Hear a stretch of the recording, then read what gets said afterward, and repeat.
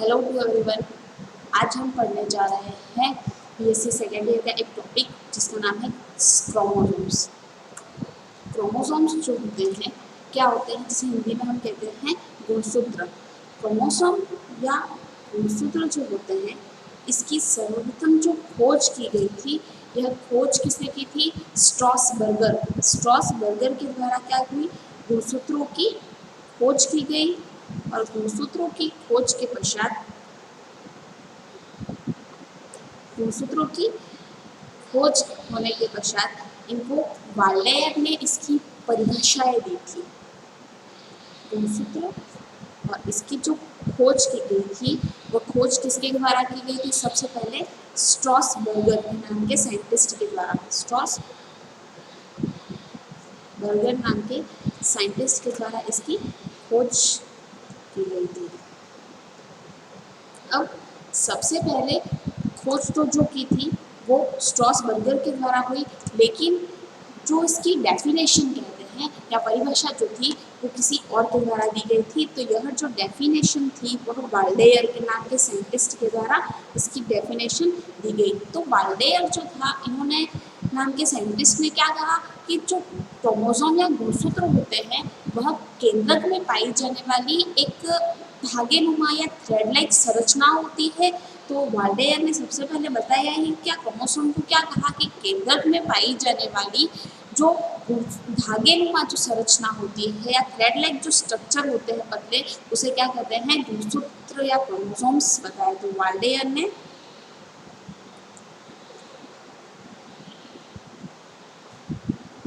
केंद्रक में पाए जाने वाली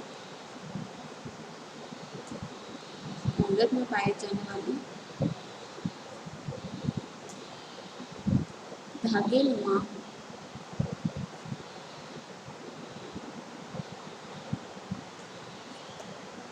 संरचना को गुणसूत्र कहा।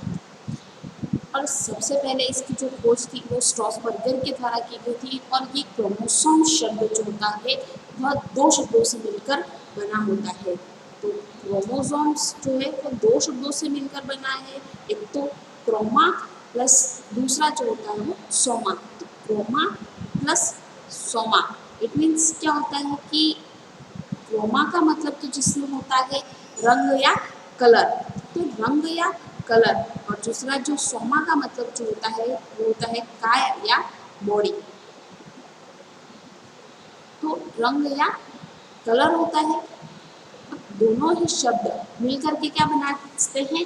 रंग काय या कलर बॉडी। तो मतलब इसका क्रोमोसोम्स का मतलब क्या होता है कि जो ऐसा पदार्थ जो कि रंगने योग्य होता है या कलर देने के लिए कैपेबल होता है, जिसे हम क्या कहेंगे? क्रोमोसोम्स कहते हैं। तो क्रोमोसोम का मतलब क्या निकला? रंगा जाने योग्य। रंगा जाने योग्य।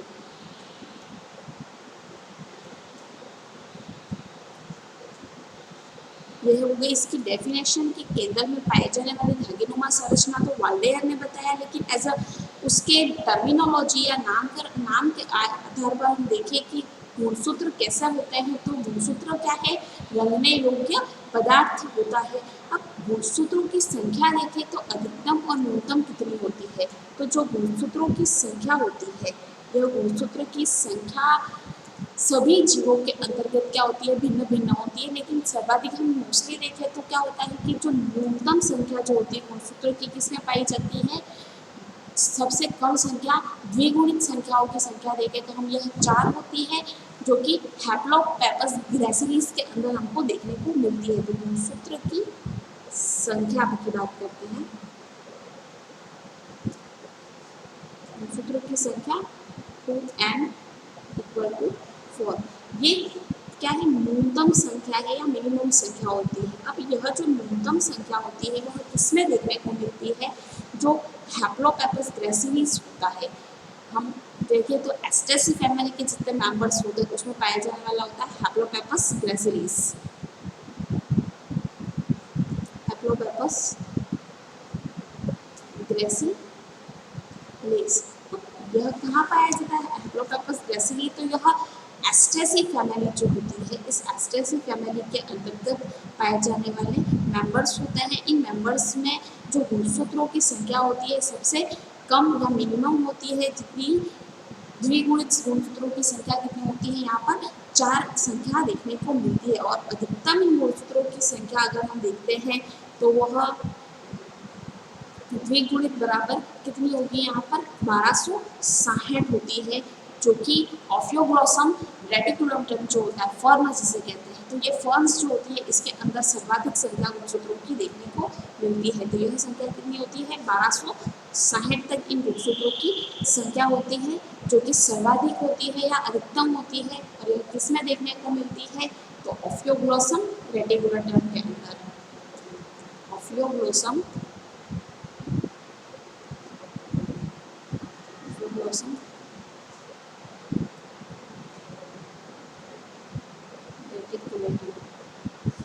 इनके अंतर्गत जो गुणसूत्रों की संख्या होती है वो सर्वाधिक होती है। तो ये ऑफियोग्लोसम रेटिकुलेटम जो होता है वह फर्न्स के अंदर हमको देखने को मिलता है। यह तो हो गई इसकी गुणसूत्रों की संख्या की। गुणसूत्रों की संख्या सर्वाधिक हमको कहाँ देखने को मिलती है? अब इसके आकार की बात करें तो इसकी लंबाई जो होती है वो लंबाई और मोटाई जो कि भिन्न भिन्न देखने को मिलती है। एक होती है इसकी लंबाई या लेंथ जिसको कहते हैं। तो गुणसूत्र की जो लंबाई होती है वह लंबाई कितनी होगी? 1 माइक्रोन तक या 1 म्यू तक इसकी क्या होती है? इसकी गुणसूत्रों की लंबाई होती है। और इसकी मोटाई की अगर हम बात करें तो इसकी जो मोटाई होगी वह 0.02 से लगा करके 2 म्यू तक इसकी मोटाई देखने को मिलती है। अब लंबाई और मोटाई दोनों ही संरचनाएं देखने के बाद इसकी नेक्स्ट आती है कि इन गुणसूत्रों की आकृति या उसका शेप कैसा होता है। आकृति या शेप किस टाइप का होगा? तो गुणसूत्रों की जो आकृति या शेप होता है वह छड़ाकार होता है, मतलब बेसिलस टाइप का इसका आकार हम कह सकते हैं। प्लस सर्पिल या स्पाइरल भी इसका शेप देखने को मिलता है। और वक्रित या कर्व हो सकता है या तंतुनुमा भी इसका आकार देखने को मिलता है। वक्रित या कर्व। दूसरा तंतुनुमा भी इसका आकार हो सकता है। अब आकार, आकृति, इसकी लंबाई, मोटाई सभी चीज़ें देखने के पश्चात हम इसकी आकार की संरचना की बात करते हैं कि गुणसूत्र की आकार की संरचना किस प्रकार से हम डिफाइन कर सकते हैं। तो अब गुणसूत्र की संरचना के बारे में बात करते हैं, जो कि क्वेश्चन जो बनते हैं हमारे इसी से क्वेश्चंस बनते हैं कि गुणसूत्र की आकार की संरचना किस प्रकार होती है।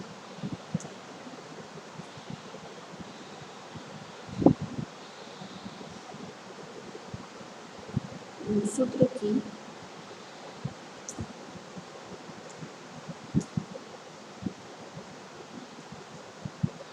आकार की संरचना। अब गुणसूत्रों की आकार की संरचना में सबसे पहले हम इसका क्या देखते हैं? इसका डायग्राम देखते हैं। तो इसका जब डायग्राम देखते हैं तो इसकी संरचना के अंतर्गत हमको टोटल 8 भाग देखने को मिलते हैं।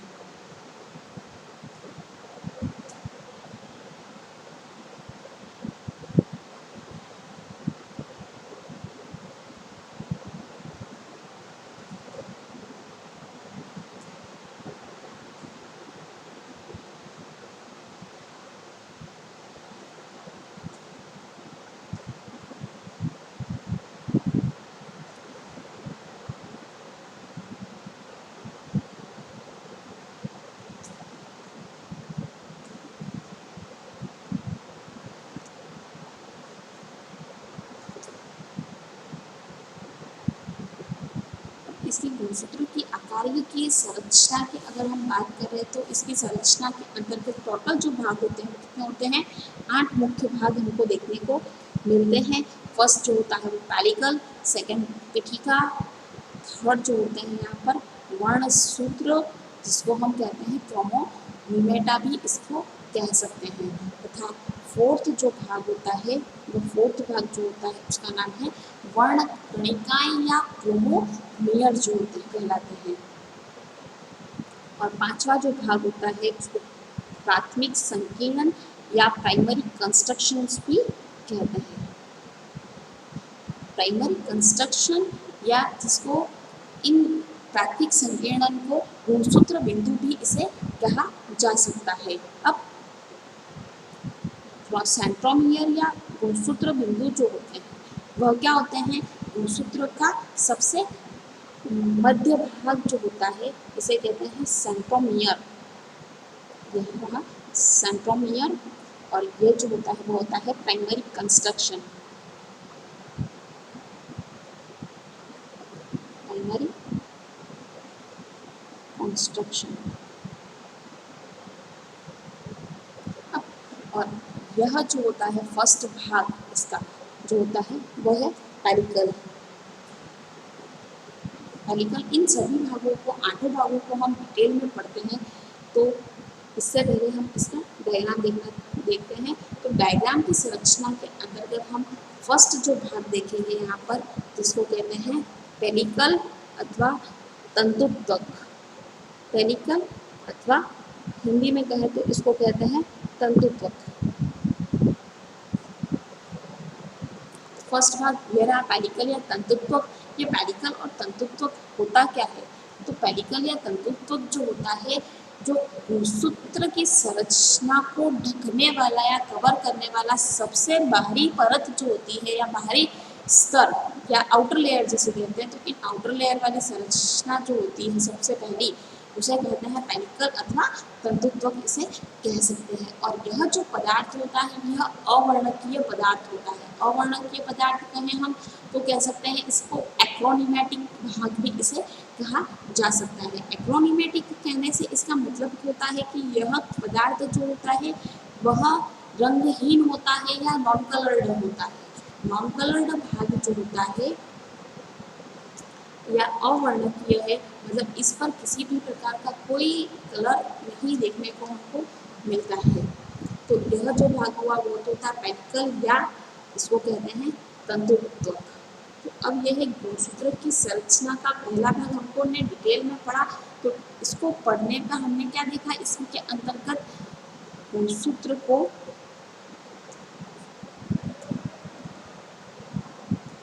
ढकने वाला बाह्य स्तर,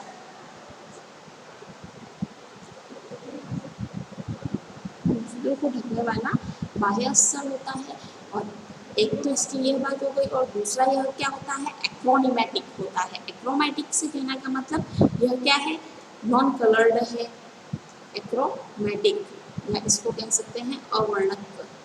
तो अवर्णक जो क्षेत्र होता है, यह इस अवर्णक क्षेत्र के अंतर्गत किसी भी प्रकार का कोई भी कलर नहीं पाया जाता है, तो यह हुआ अवर्णकीय क्षेत्र होता है।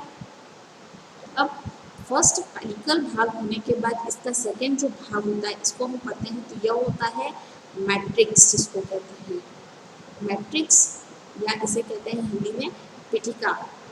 मैट्रिक्स या पीठिका क्या होती है, तो जो गुणसूत्र की संरचना होती है, जो पेरिकल से लगा करके गुणसूत्र की संरचना में पाए जाने वाले जो गुणसूत्र होते हैं या जो वर्ण सूत्र होते हैं, यह क्रोमोनिमेटा जिसको कहते हैं। तो इस क्रोमोनिमेटा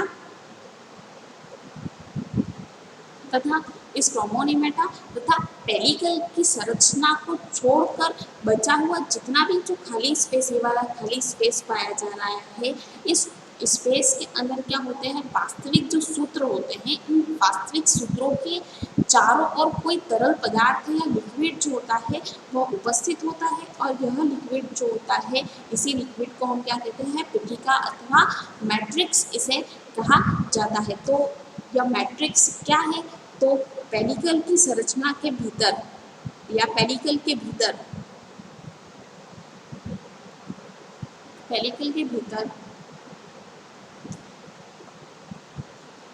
गुणसूत्र के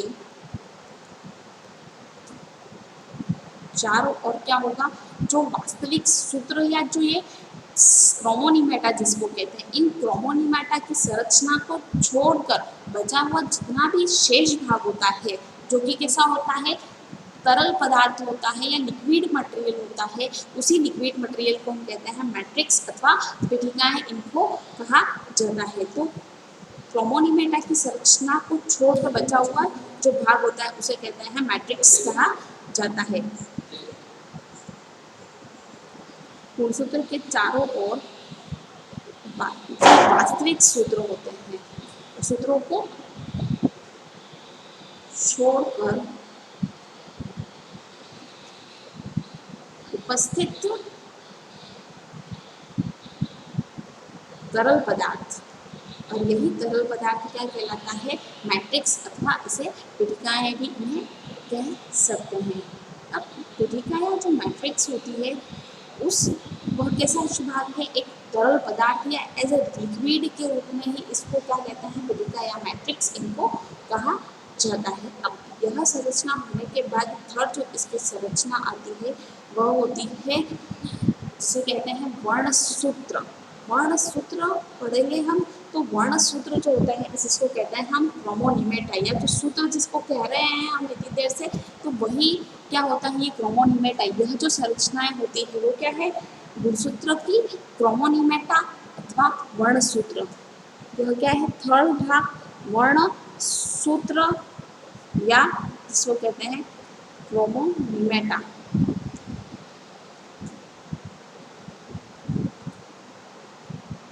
अब यह क्रोमोनीमेटा जो होता है यह गुणसूत्र की आकारिकीय संरचना के अंतर्गत का सबसे ही क्या होता है, महत्वपूर्ण भाग होता है। इससे हम दूसरा कह सकते हैं क्रोमेटिड्स भी इसे कह सकते हैं, या अर्धगुणसूत्र भी इसे कह सकते हैं। क्रोमेटिड्स या अर्धगुणसूत्र, अर्धगुणसूत्र। अब यह वर्णसूत्र या अर्धगुणसूत्र क्रोमोनीमेटा या क्रोमेटिड्स जो होते हैं, इस संरचना के बाद तीसरा भाग आता है जो क्रोमोनीमेटा होता है। क्रोमोनीमेटा क्या होता है, तो गुणसूत्र की जो संरचना होती है उसमें एक क्रोमेटिड जो होता है, एक क्रोमेटिड मीन्स यह संरचना, एक एक क्रोमेटिड्स या एक धागेनुमा संरचना होती है, जिसे क्या कहते हैं हम, एक एक क्रोमेटिड्स कहते हैं। तो क्रोमेटिड्स में क्या होते हैं, दो लंबे प्लस पतले सूत्र होते हैं। इस प्रकार से हम यहाँ पर इसकी संरचना देखें तो यह जो संरचना होती है वो क्या है, एक क्रोमेटिड होती है। इस क्रोमेटिड की संरचना में दो धागेनुमा संरचना हम देख रहे हैं। यह दो धागेनुमा संरचना प्लस दो लंबे लंबे सूत्र लाइक स्ट्रक्चर होते हैं या थ्रेड लाइक स्ट्रक्चर होते हैं, इसे ही हम क्या कहते हैं, वर्णसूत्र कहते हैं। तो गुणसूत्र में एक क्रोमेटिड्स में दो लंबे गुणसूत्र होते हैं या दो लंबे पतले सूत्र होते हैं, जिसे हम क्या कहते हैं, वर्णसूत्र कहते हैं। और ये ही संरचना या दो आपस में ये वर्णसूत्र जो होते हैं आपस में क्या होते हैं, एक दूसरे से बंधित होते हैं, अथवा ये इन दोनों का एक दूसरे से क्या होता है, इनमें कुंडलन देखते हैं हम। कुंडलन जो देखते हैं, यह कुंडलन जो होता है वो दो प्रकार से होता है। इससे पहले इसकी डेफिनेशन देखते हैं। तो इसकी डेफिनेशन क्या होगी, गुणसूत्र में एक क्रोमेटिड, गुणसूत्र में एक क्रोमेटिड में दो लंबे पतले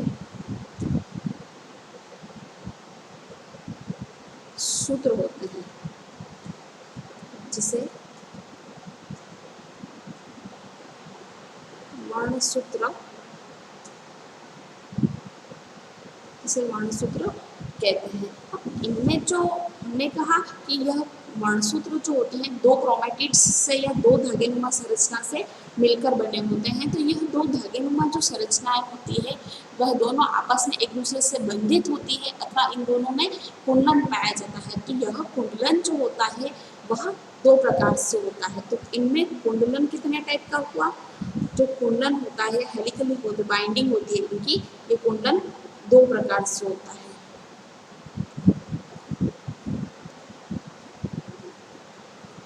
कुंडलन दो प्रकार से होता है।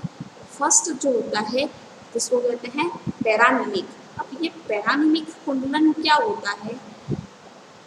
तो पैरानिमिक कुंडलन जो होता है बहुत ही इजी होता है। पैरानिमिक कुंडलन जो होता है इसकी संरचना के अंतर्गत जो वर्णसूत्र होते हैं, इसके दोनों ही सूत्र जो होते हैं आपस में एक दूसरे से बहुत लूजली या ढीले रूप से बंधित होते हैं। इस प्रकार से हम कह सकते हैं कि यह गुणसूत्र के दोनों क्या हैं, दोनों उसकी तंतु होती है। तो ये तंतु जो होती है आपस में कुछ इस प्रकार से या इजीली बैंडेड होती है या इजीली बाइंडिंग होती है, तो ढीले रूप से बंधित होने के कारण इनका जो कुंडलन होता है वह आसानी से क्या हो जाता है, खुल सकता है। तो यह जो पैरानिमिक कुंडलन होता है वह क्या होता है, लूजली पैक्ड होता है, वो कह सकते हैं हम लूजली पैक्ड होता है। तो इसको हम और डिटेल में अगर देखें तो कह सकते हैं कि जैसा दो रस्सियों को अगर हम ढीले रूप से बांधते हैं तो क्या होता है कि वो दोनों ही रस्सियाँ जो होती हैं वो आसानी से ही खुल सकती हैं। इसी प्रकार से इनके जो गुणसूत्रों के तंतु होते हैं यह तंतु आपस में ज़्यादा रूप से बंधित नहीं होते हैं या लूजली बंधित होते हैं। तो लूज रूप से या ढीले रूप से बंधित होने के कारण इनका जो कुंडलन होता है वह आसानी से क्या होता है, खुल जाता है। लेकिन जो सेकेंड टाइप होता है इसका कुंडलन का, जिसका नाम है प्लेक्टोनिमिक कुंडलन।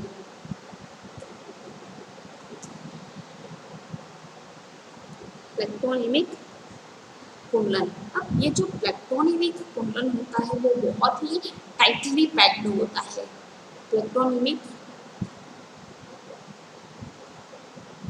कुंडलन। अब ये जो प्लेक्टोनिमिक कुंडलन होता है जिसमें गुणसूत्र के जो दोनों तंतु होते हैं वो कुछ इस प्रकार से बहुत ज़्यादा एक दूसरे से लिपटे हुए होते हैं या उनके द्वारा बहुत ही ज़्यादा टाइटली पैक्ड होते हैं। तो इसी कारण से इनका जो इंटरलॉक होता है वह इंटरलॉक भी क्या होगा, इसका टाइट होता है। और इनकी पैकेजिंग जो होती है वो पैकेजिंग भी क्या होगी, बहुत ज़्यादा टाइट पैकेजिंग होती है, जिससे कि जो गुणसूत्र के तंतु होते हैं वह आसानी से वापस से यह खुल नहीं सकते हैं। तो इंटरलॉक जो होगा इसका क्या होगा, इंटरलॉक पैक्ड होगा और टाइटली पैक्ड कह सकते हैं इनफैक्ट इसको हम। तो यह तो हुआ इसका गुणसूत्र का तीसरा भाग जो कि क्या होता है, क्रोमोनिमेटा। तो क्रोमोनिमेटा क्या है, तो गुणसूत्र की संरचना के अंतर्गत जो क्रोमेटिड्स होते हैं वो दो लंबे व पतले सूत्र होते हैं जिसको क्या कहते हैं, वर्णसूत्र या क्रोमोनिमेटा भी हम कह सकते हैं जिसको। और कुंडलन जो होता है इसकी बाइंडिंग जो होती है वो दो टाइप से होती है, एक पैरानिमिक और दूसरी जो होती है प्लेक्टोनिमिक। पैरानिमिक में जो कुंडलन होगा या पैकेजिंग जो होती है गुणसूत्र की वो बहुत ज़्यादा लूजली होती है, तथा सेकेंड जो प्लेक्टोनिमिक कुंडलन होता है इसमें गुणसूत्रों की जो पैकेजिंग होती है या पैकेजिंग क्या होगी, बहुत ज़्यादा टाइटली पैक्ड होते हैं। ये हुआ थर्ड भाग इसका जिसको कहते हैं क्रोमोनिमेटा। अब फोर्थ भाग जो होता है इसका होता है, फोर्थ भाग वर्ण कणिकाएं जिसको कहते हैं, वर्ण कणिकाएं या क्रोमोमियर।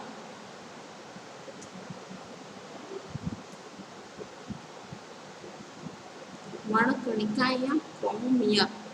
वर्ण कणिका या क्रोमोमियर होता क्या है, तो क्रोमोनिमा की संरचना जो होती है, क्रोमोनिमा मतलब यही जो क्रोमोनिमेटा की जो संरचना होती है उसमें रेखीय क्रम में व्यवस्थित कुछ बिंदु होते हैं। यहाँ पर हम आसानी से देख सकते हैं कि यह जो क्रोमोनिमेटा होता है तो क्रोमोनिमेटा की संरचना के अंतर्गत कुछ डॉट डॉट्स जैसी संरचना या बिंदुनुमा संरचना हम देखते हैं।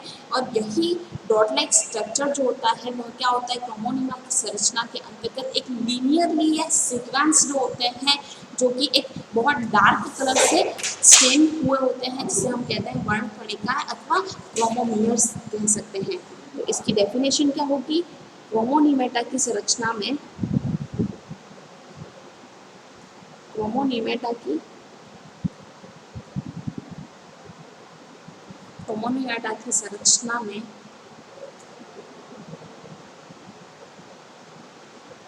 रेखीय क्रम में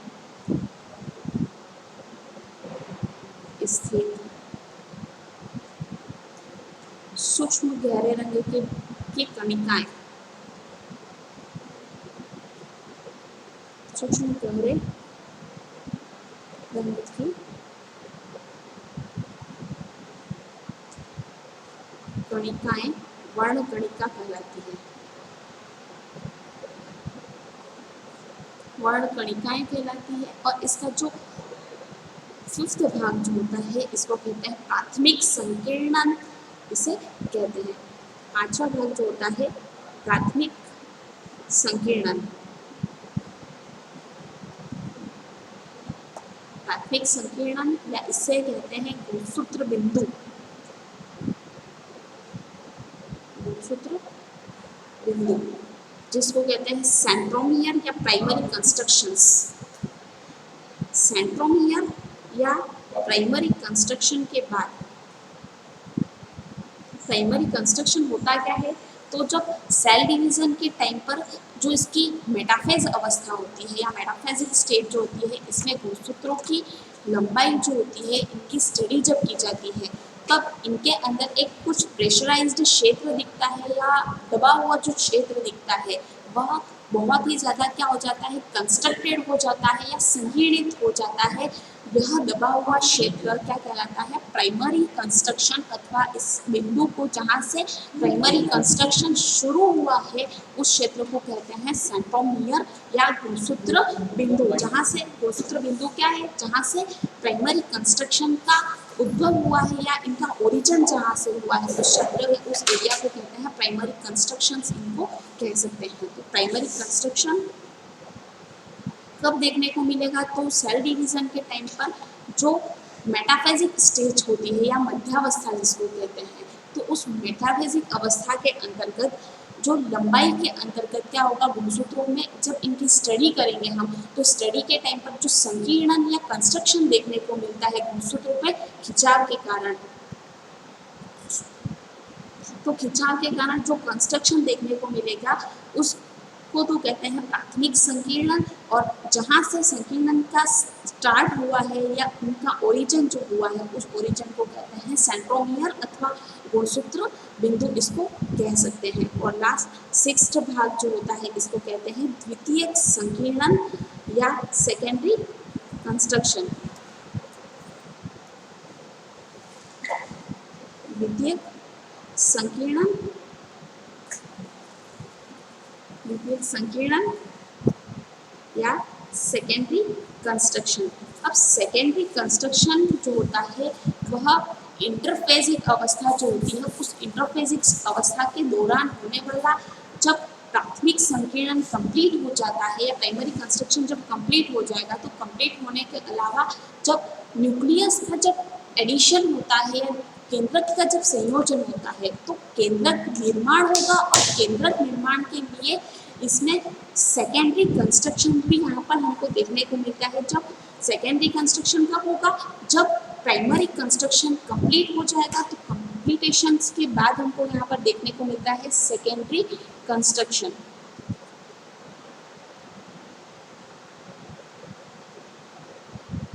और सेकेंडरी कंस्ट्रक्शन के दौरान ही क्या होता है, एक न्यूक्लियस का फॉर्मेशन होता है या केंद्रक का निर्माण होगा।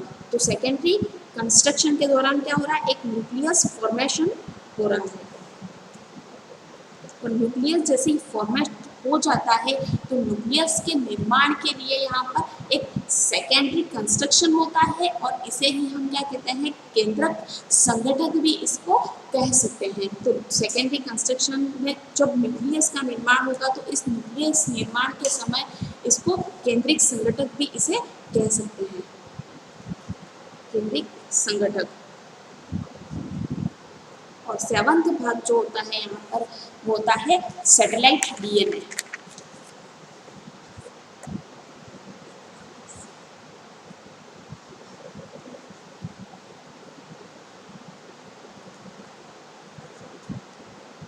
ये सैटेलाइट क्या है, तो यह सैटेलाइट वाला जो भाग होता है क्रोमोसोम्स के स्ट्रक्चर के अंतर्गत कहीं कहीं पर ही कुछ क्रोमोसोम्स जो होते हैं उन्हीं के अंदर हमको यह सैटेलाइट की संरचनाएं देखने को मिलती है।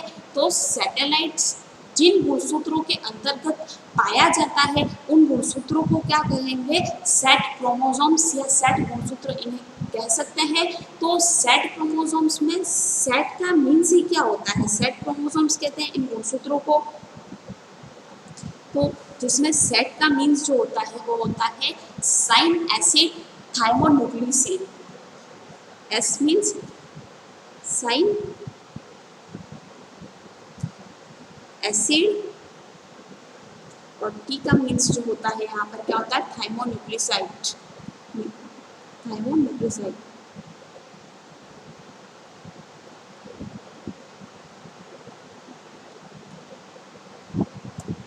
थाइमोन्यूक्लियोसाइड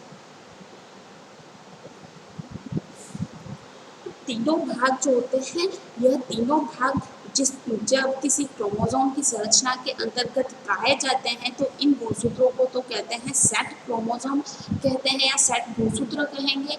जिसमें सेट गुणसूत्र पाए जाते हैं उनको सेट क्रोमोसोम्स कहते हैं। और इन गुणसूत्रों के अंतर्गत जो डीएनए जो होता है वो उसका अभाव पाया जाता है या डीएनए जो होता है वो एब्सेंट होता है। तो इन सैटेलाइट क्रोमोसोम्स की संरचना के अंतर्गत डीएनए क्या होगा, एब्सेंस होगी या डीएनए की कमी पाई जाती है, ऐसा हम कह सकते हैं। तो डीएनए एब्सेंस होता है इस गुणसूत्रों के अंतर्गत। और यह जो सैटेलाइट्स होती हैं वो सैटेलाइट जो होगी वो सेकेंडरी कंस्ट्रक्शन के आगे पाया जाने वाला भाग होता है। और यह जो सैटेलाइट होती है बिल्कुल गोल संरचना या घुंडीनुमा संरचना भी इसको कह सकते हैं।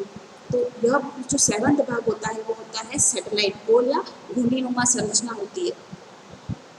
और इसका जब हम लास्ट स्ट्रक्चर देखें तो वह 8वां संरचना जो होती है वह टीलोमियर या अंतःखंड होता है।